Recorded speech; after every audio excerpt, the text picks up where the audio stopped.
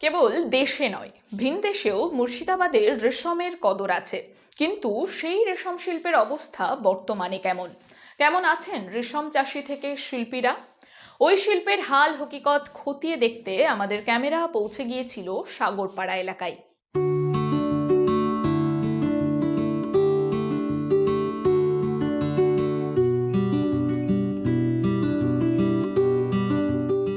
একসময় যেখানে রেশম চাষের রমরমা কারবার ছিল, দিনরাত গমগম করত রেশম উৎপাদন কেন্দ্র, সেই রেশম চাষ কেন্দ্র এখন ধুঁকছে।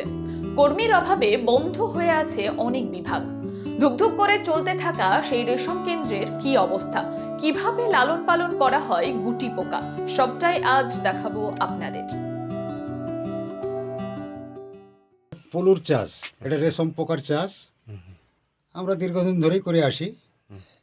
এতে ভালো লাভজনক। এই ব্যবসা আমরা মোটামুটি আজকে আমার 50 বছর বয়স, আমার তার 40 বছর আমার এই কাজে লিপ্ত আছি আমি। বর্তমানে অন্য চাষ থেকে এটা পলুর চাষে লাভ ভালো। নতুন মানুষ কি আসছে আবার এইদিকে?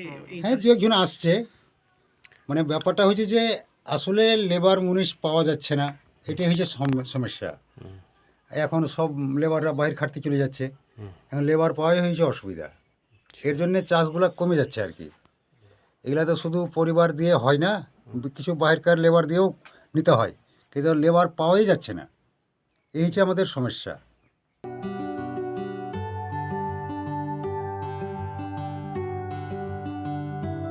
রেশম চাষে লাভ ভালো থাকলেও দিনের পর দিন এই চাষ থেকে মুখ ফিরিয়ে নিচ্ছে চাষি।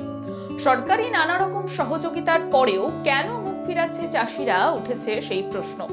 চাষিদের দাবি মূলত এই কাজের জন্য শ্রমিক পাওয়া যাচ্ছে না এলাকায়, আর দক্ষ শ্রমিক না হলে এই চাষ করা খুবই কঠিন।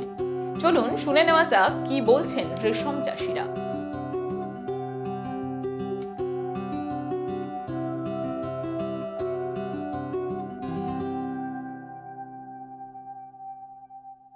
এটা হচ্ছে পলু পোকার লার্ভা।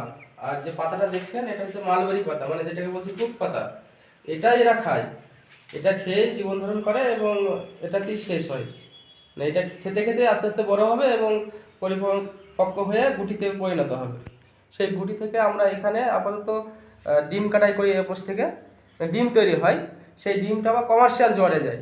সেই কমার্শিয়াল জোয়ার থেকে যে গুটিটা উৎপন্ন হয় সেখান থেকে পিওর মালবেরি সিল্ক তৈরি হয়।